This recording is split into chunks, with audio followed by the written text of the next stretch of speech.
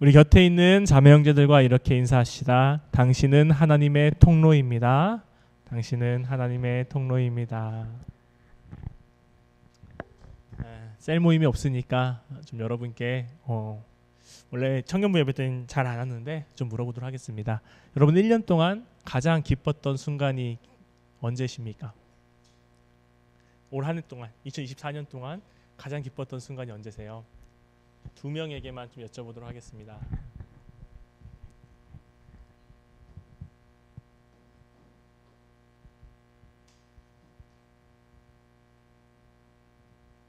다 생각하셨죠? 먼저 지원자매 1년 동안 가장 기뻤던 순간 언제세요?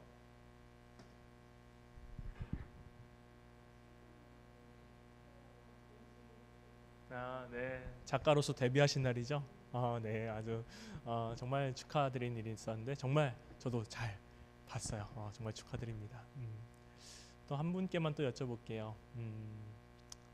우리 선우 형제 1년 동안 있었던 시간들 12달의 시간 동안 가장 기뻤던 시간이 언제십니까?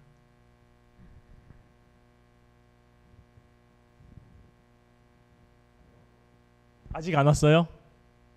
그럼 한 분 더 여쭤봐야겠네요. 아직 히딩크 같으시구나. 나는 아직 배고프다 이런 거잖아요. 알겠습니다. 무슨 말씀인지 알겠어요. 우리 그럼 회장님 여기 임원한테 물어보려고 그랬거든요. 회장님 어떠셨어요? 1년 동안 지내시면서 가장 기뻤던 순간 언제세요? 공연? 어떤 공연 보셨어요? 그때 야외에서 보셨다든. 예. 아주 야외에서 페스티벌 보시면서 기뻤다고 하십니다. 여러분 다들 생각하셨죠? 언제 기쁘셨는지. 오늘을 저는 여러분에게 기쁨에 대한 설교를 조금 나누고자 합니다. 여러분 예수님께서 오늘 말씀은 빌립보 교회에게 전하는 말씀 중에 마지막으로 이제 너네 교회에게 이렇게 할 말이 있어 하면서 전해주시는 말씀입니다. 이 말씀은 빌립보서 마지막에 너희 마지막으로 기뻐해야 된다. 항상 기뻐해야 된다. 라고 말씀하시는 거예요. 그렇다면 여러분 우리가 항상 기쁠 수 있을까요? 아니요. 우리 가운데 특히 교회 생활을 하다 보면은 뭔가 기쁘지 않을 때도 있죠. 당연히요. 그런데 그것도 참고 기쁘라는 말씀일까요? 저는 오늘 말씀은 예수님께서 그런 맥락에서 기뻐하시라는 말씀이 아니구나 라는 것을 여러분에게 차근차근 조금 설명해 나가고자 합니다. 여러분 항상 기뻐하라 라는 이야기를 하기 위해서 저는 오늘 시간이라는 이야기를 조금 여러분이랑 하고 싶습니다. 여러분 시간은 주로 세 가지로 나누죠. 과거, 현재, 미래 이렇게 세 가지로 나눕니다. 예수님께서 이 항상 기뻐하라 하신 말씀을 봤을 때 그리고 이 말씀이 교회에게 전한다라고 했을 때 이 말씀이 어떤 의미인지를 찾아보려면 이 과거, 현재, 미래를 조금 천천히 잘 살펴보아야 됩니다. 여러분 우리 인간은요 많은 철학자들이 그렇게 이야기했어요. 항상 과거와 미래 때문에 지금이 괴롭다. 과거 때문에 왜 괴로울까요? 오늘 말씀에 힌트가 있습니다. 여러분 항상 관용을 베풀어라 라는 말씀이 나오거든요. 우리 왜 과거 때문에 불행하죠?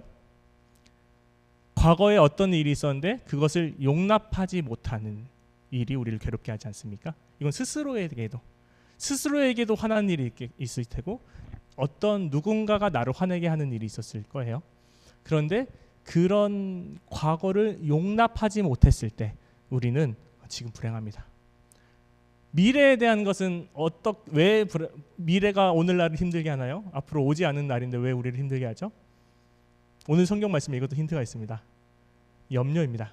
미래에 대한 염려.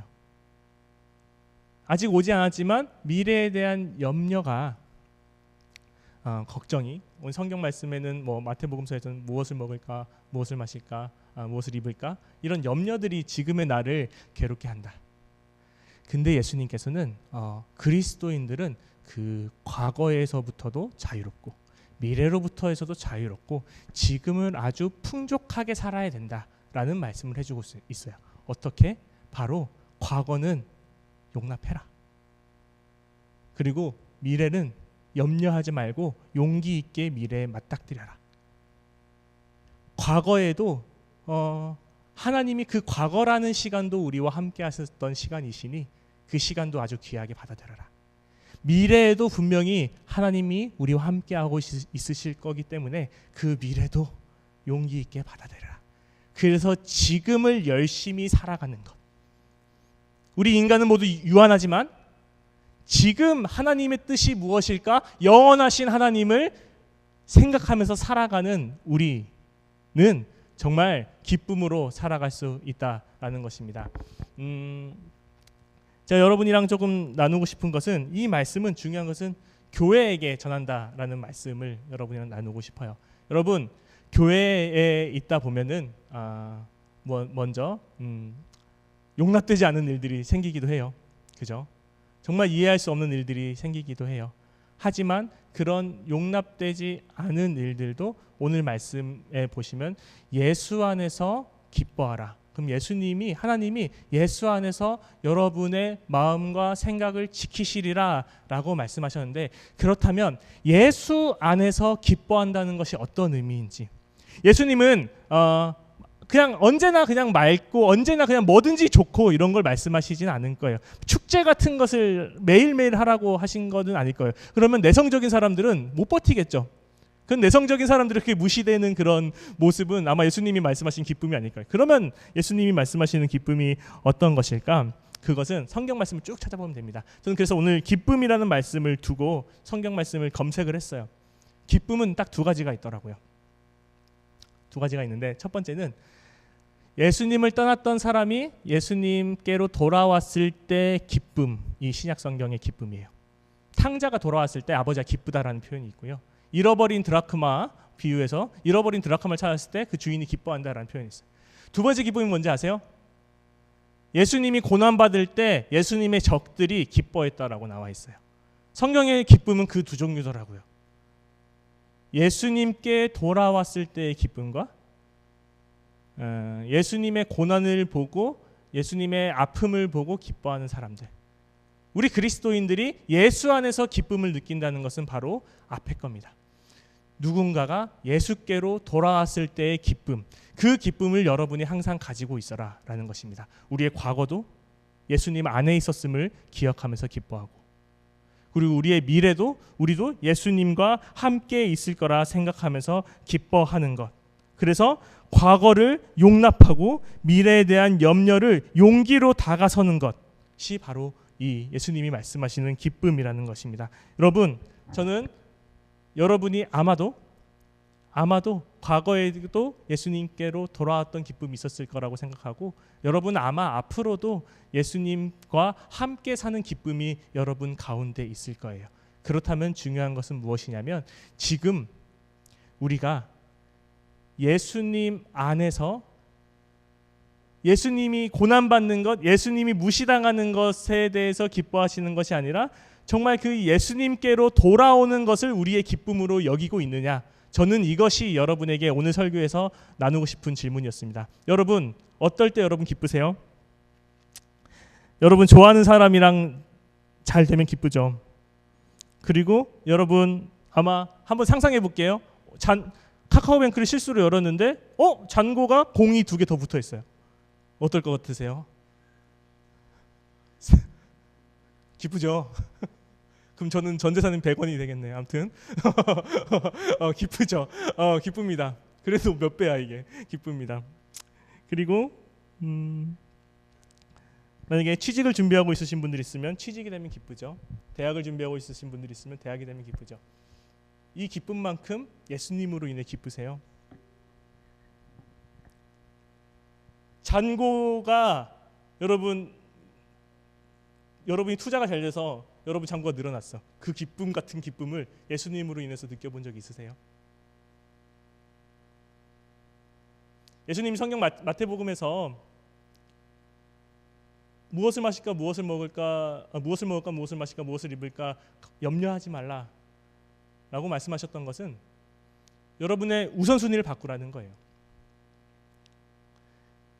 예수님으로 인한 기쁨으로 우리의 자산이 새롭게 되고, 새롭게 된다는 건 자산을 이해하는 우리의 마음이 새롭게 되고, 우리의 연회관이 또 새롭게 되고, 우리가 사람을 대하는 그런 관점들이 새롭게 되고, 우리가 세상을 살아가는 세계관이 새롭게 되고, 우리의 문화가 새롭게 되고, 예수님으로 인한 기쁨으로 인해서 그것들이 바뀌어야 되는데, 중요한 것은 예수님으로 인해서 정말 그렇게 기쁘냐라는 것이죠. 저는 그 예수님으로 인한 그 기쁨을 우리 교회에서 먼저 좀 찾아가 보았으면 좋겠습니다. 그래서 우리의 우선순위를 먼저 예수님으로 두고 예수님의 가르침을 통해서 우리의 재산이 새롭게 되고 예수님의 가르침을 통해서 우리가 알고 있는 가치관들이 새롭게 되고 정말 하나님의 뜻을 구하면서 하나님의 뜻을 지금 이루면서 살아가는 것, 그거를 우리 교회 안에서 해봤으면 좋겠습니다. 정말 우리 교회가 기뻤으면 좋겠어요. 기쁜데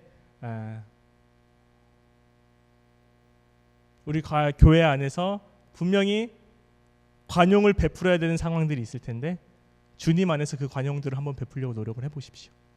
주님 안에서, 주님이 먼저. 그리고 우리 교회에서도 염려되는 여러 가지 미래들이 있을 거잖아요. 그런 미래들 또한 주님으로 인해서 분명히 주님 안에서 있을 기쁨들을 생각하면서 우리는 미래를 향해 나아가고, 그래서 마침내 하나님과 함께 지금을 살아갈 수 있는 신학자 폴 틸리라는 신학자는 이것을 The Eternal Now, 영원한 현재라고 했어요. 예수님은 알파와 오메가, 처음과 끝이십니다. 시간 이전에도 계셨던 영원하신 주님이시고요, 시간 이후에도 있으셨던 영원하신 분이에요. 우리 이 유한한 우리는 그 영원하신 하나님을 알 수 없어요. 그분의 범위는 너무나 크기 때문에. 하지만 우리가 지금 하나님의 뜻을 구하고 살려고 할 때 그것을 폴 틸리는 궁극적 관심이라고 했는데, 하나님에 대한 관심을 가지고 살아갈 때 하나님은 우리에게 조금 그 영원한 맛을 보여준다는 거예요. 그 영원한 힌트를 보여준다는 거예요. 그런 영원한 힌트들을 느껴가면서 살아가는 삶, 그것으로 인해서 기쁨을 알 수 있는 삶, 그것이 오늘 빌립보서를 통해서 바울이 마지막으로 교회에 권면을 하고 있는 것입니다. 여러분, 영원한 지금을 누리며 사십시오. 예수님이 지금 나에게 어떻게 오시는지를 항상 염두에 두십시오.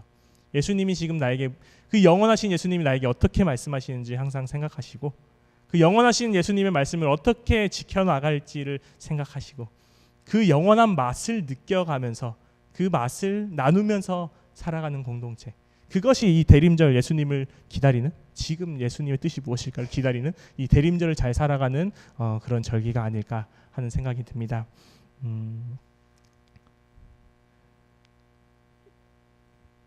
우리가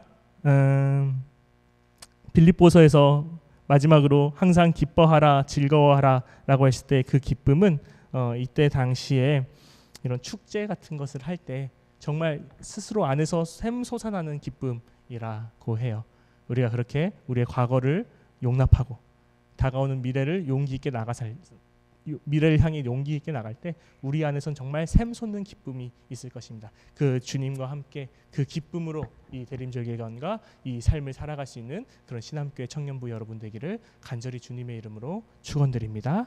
오늘 주신 말씀 기억하면서 함께 침묵으로 기도하겠습니다.